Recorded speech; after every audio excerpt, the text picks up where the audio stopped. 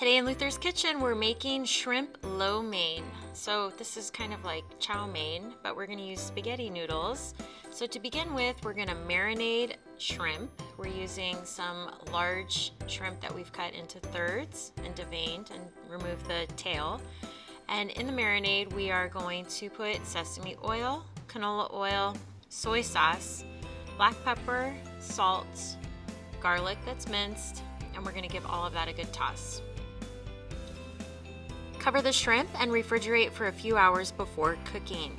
Now it's time to prepare a sauce. We are using some hoisin sauce in a medium-sized bowl, and to that we're adding some chicken stock that has been mixed with cornstarch so we don't have any lumps.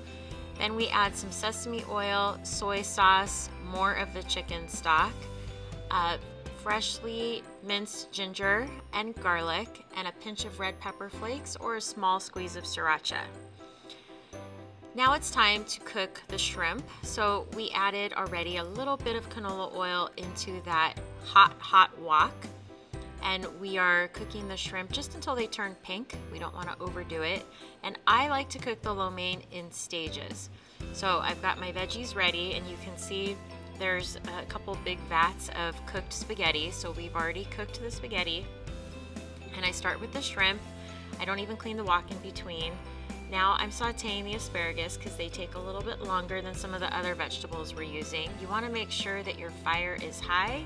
Even if you do this in a large saute pan and you don't have a wok, just be careful, but also use a very high fire. A little bit of oil and be careful of splatter.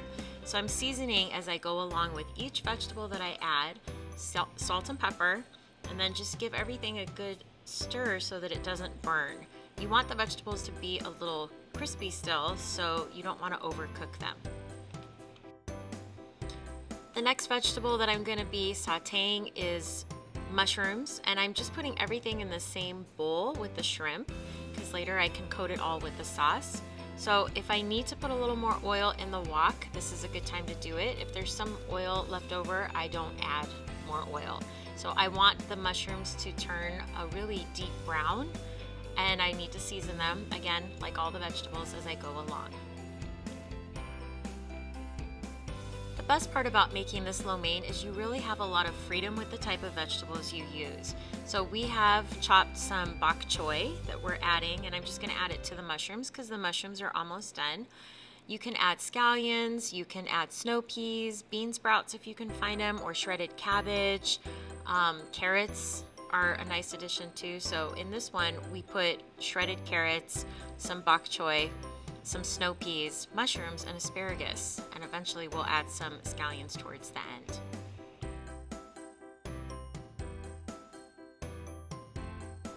Last couple steps now, we are going to reduce the sauce. So I'm taking that sauce and I'm making sure that I'm stirring well because the cornstarch has a tendency to settle at the bottom. So in the hot wok, we want to cook the cornstarch until it's bubbling. This will help thicken it before we add our noodles in to coat, because this is really meant to flavor the noodles. So once I see that the sauce has thickened, I'm going to start to add some cooked spaghetti noodles.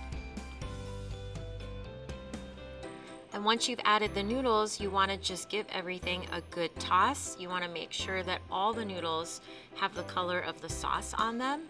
So you may need to either use tongs, or I'm using a wooden spoon, but I'm kind of stirring it in to make sure that all the noodles are coated. The noodles get added into that bowl with all of that hot mixture in it. If you think your mixture has cooled off, you may want to return everything to the wok and just heat it through, but this mixture was still pretty hot. And because we were serving this for a crowd and delivering it, we put it in takeout boxes, which is adorable and fun. But you can just plate this in a large serving bowl, and you want to serve right away. We topped it with some toasted sesame seed, and you could always add some thinly sliced scallion on top. That would be very attractive. For this recipe and more, visit myclasscancook.com.